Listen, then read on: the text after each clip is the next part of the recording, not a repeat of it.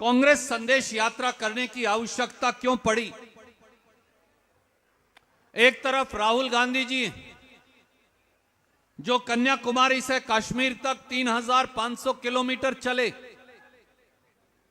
आंधी में, तूफान में, बारिश में, गर्मी में, सर्दी में, और आज फिर दक्षिण से पश्चिम से पूर्व तक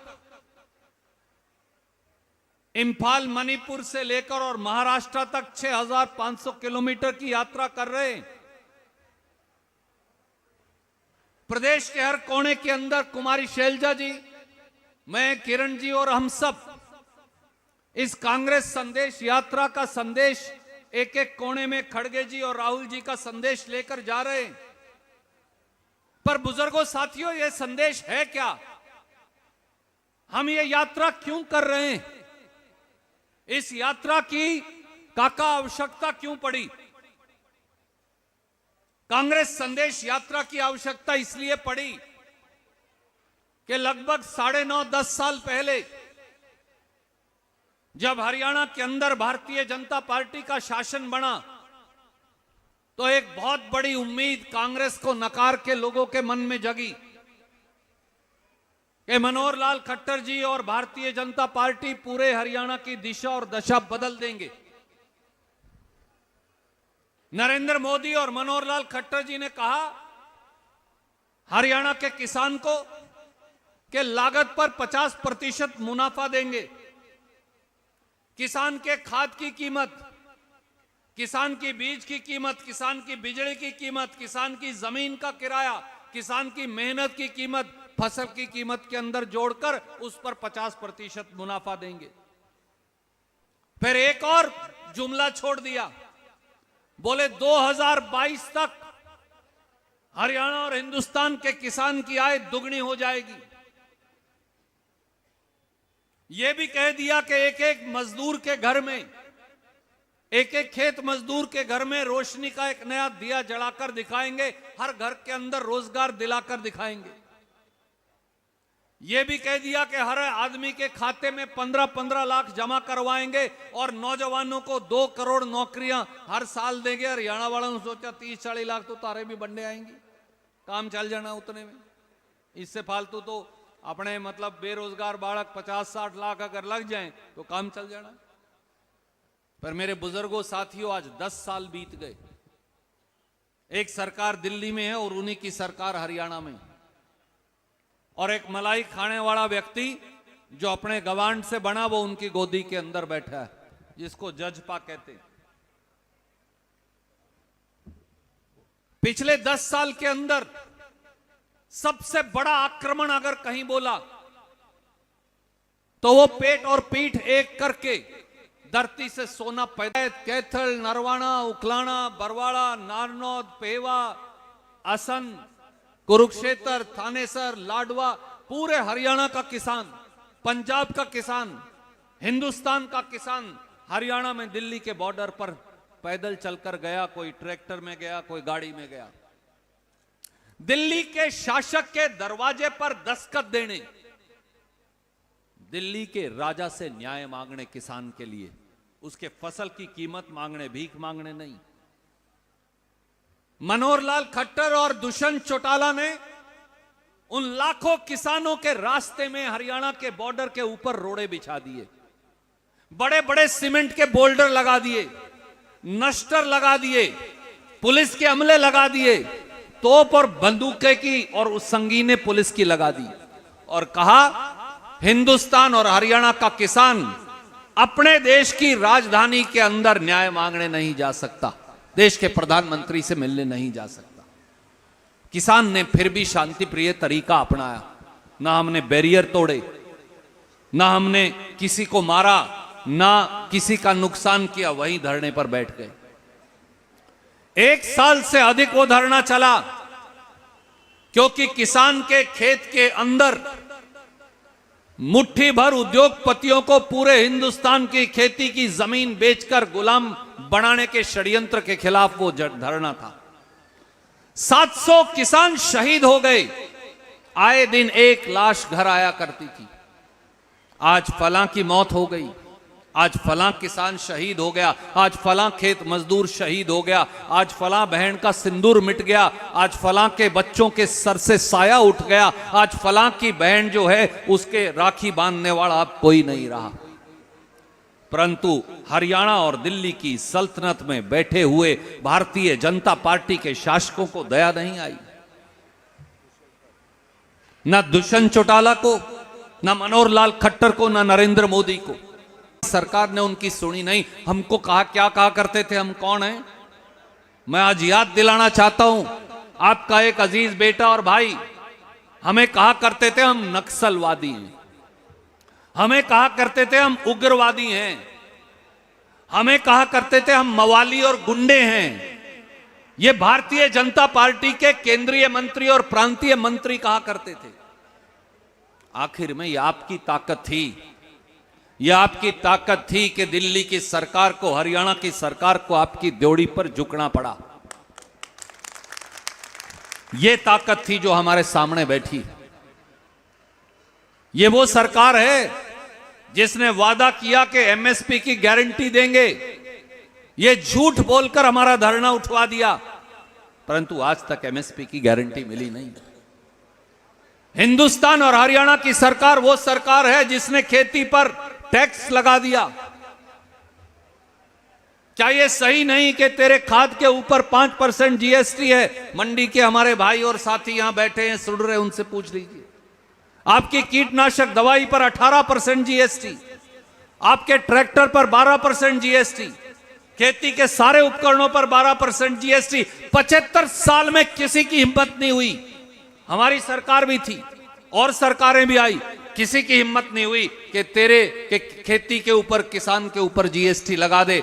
ओम प्रकाश, ये ओम प्रकाश चौटाला की जाबिर जालिम सरकार भी नहीं कर सकी, परंतु दुष्यंत चौटाला, मनोहर लाल खट्टर और नरेंद्र मोदी ने आपकी खेती के ऊपर टैक्स लगा दिया। 56 रुपया लीटर डीजल हुआ करता था जब कांग्रेस का राज था, आज वही डीजल 85, 90, 95 रुपए लीटर तक पहुंच गया। 71 रुपया लीटर पेट्रोल का भाव हुआ करता था 10 साल पहले जब कांग्रेस का राज था, आज वही पेट्रोल 100 टपके 105 तक जाके 100 और 105 के बीच में घूमता रहता है। 25 लाख करोड़ रुपया आपकी जेब से नरेंद्र मोदी की सरकार ने निकाला। 42,000 करोड़ रुपया पेट्रोल और डीजल पर टैक्स लगा के मनोहर लाल खट्टर और दुष्यंत चौटाला ने निकाला। क्या वो जवाब दे सकते हैं कि इसके बाद भी क्या वो आपकी वोट के अधिकारी हैं? इसलिए हम ये न्याय यात्रा लेकर आए। मैं एक बात और कहकर मेरी वाणी को विराम दूंगा, बातें कही हैं बताने वाली और शैलजा जी बताएंगी। दूसरा हमला किस पर बोला?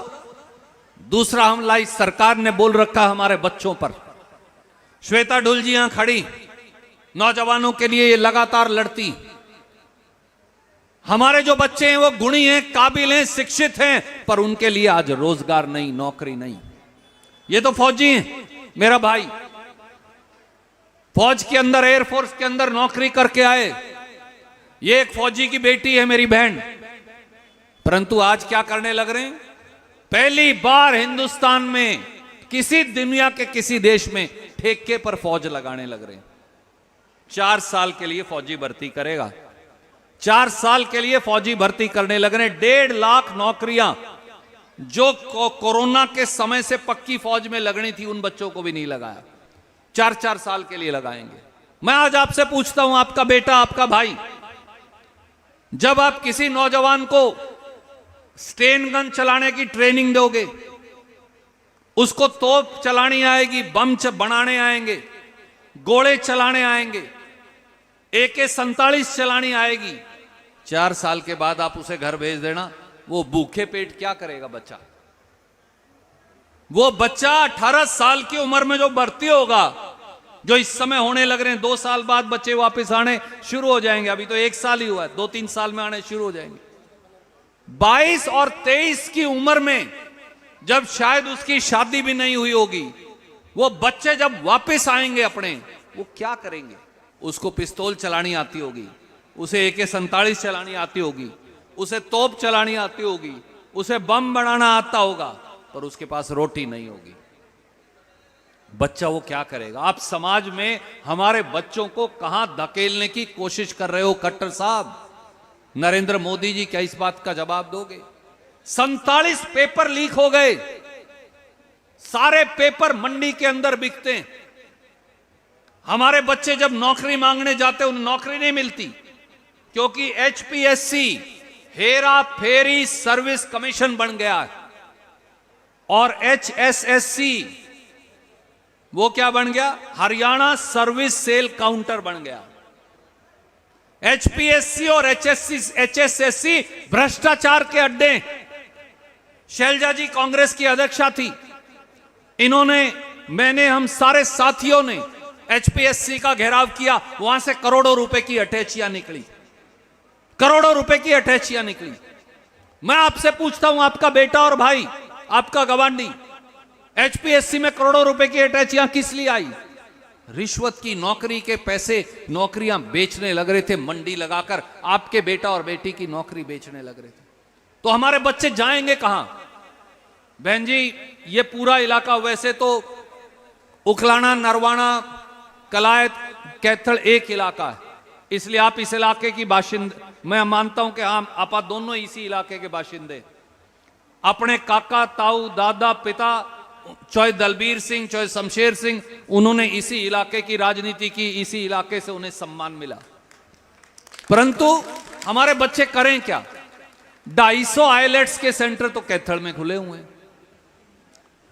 जो बच्चे पढ़े लिखे हैं, जिसके तो डबड़ी बंडे आती है, पहले हमारे बच्चे विदेश जब जाते थे तो अफसर लगकर जाया करते थे, अब हमारे बच्चे डोंकी के रूट से जाया करते हैं।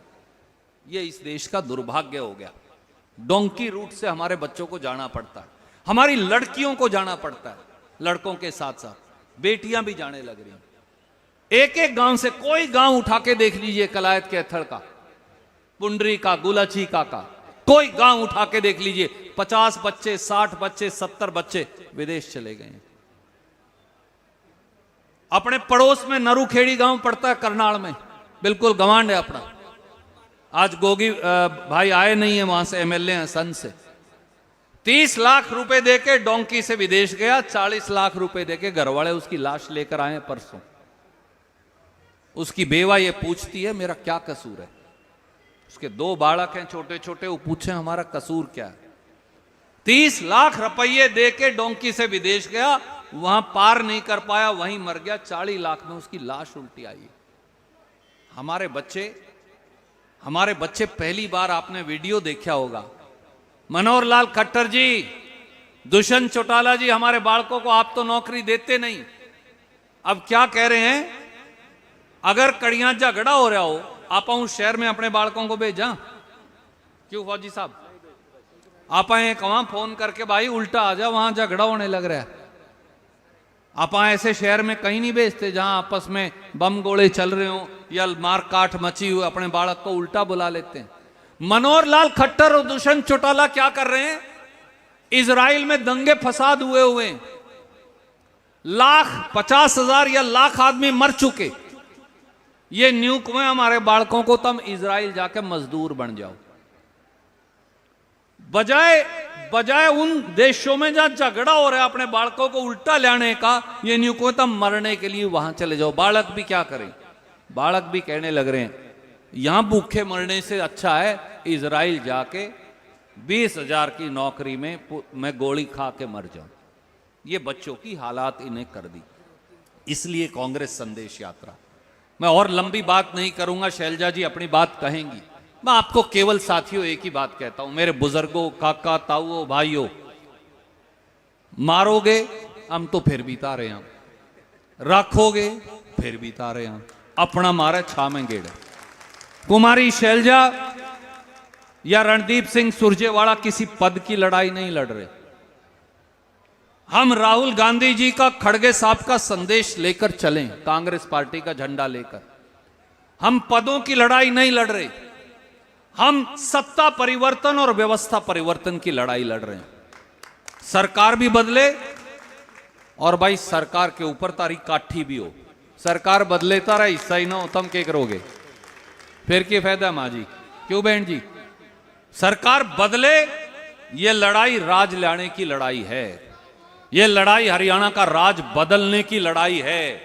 ये लड़ाई सत्ता और व्यवस्था परिवर्तन की लड़ाई है। बहुत सारे लोग आएंगे इस लड़ाई के अंदर अड़चन अड़ाने के लिए, पहले भी अड़ाते रहे। बहुत सारे ऐसे लोग आएंगे जो आपके बच्चों से धोखा करना चाहेंगे।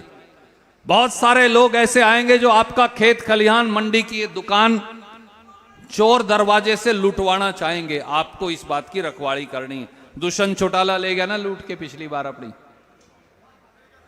तो इसलिए बहुत सारे ऐसे लोग आएंगे। हम तो मैंने कहा शैलजा बहन जी और रणदीप, हम तो आपके हैं। अपना मारे छामे गेड़े, तो हम मारोगे तो भी तार को पेड़ के तले तो फिर बिठाने पड़ेंगे, कड़े लेके जाओगे। तो इसलिए ये लड़ाई आपके लिए हम लड़ रहे हैं। जीवन के हम राज आपके बिल्कुल डोल के ऊपर आके खड़ा है। आपको फैसला करना है, या इसे कोड़ी भर लो या दूधकार दो। इसलिए मेरे बुजुर्गों साथियों, मैं मेरी वाणी को विराम देते हुए केवल ये कहूंगा, ये लड़ाई सत्ता परिवर्तन की भी है, ये लड़ाई व्यवस्था परिवर्तन की भी है। अगर आपको ये लगे कि रणदीप के मुंह से निकला हर शब्द आपकी आत्मा को छुआ, अगर आपको ये लगे कि रणदीप ने जो बात कही वो खरी और सच्ची कही, कांग्रेस पार्टी की बात कही, तो आज शाम को जब राम का नाम लेके रोटी खा के जब सो, तो एक बार ये जरूर पूछ लीजिएगा, शैलजा जी जो बात कह के गई, रणदीप जो बात कह के गया है, अनीता ढुल ने जो बात कही, जो हमारे साथी फौजी राजेश अंबरसर ने बात कही, जो हम सब ने बात कही, अगर हमारी बात सच्ची सुच्ची है तो फिर एक बार इस बात के लिए मुट्ठी भींचकर तैयार हो जाइए। एक बार खड़ी करके दिखाइए कि हम सारे मिलकर सत्ता परिवर्तन और व्यवस्था परिवर्तन की लड़ाई लड़ेंगे।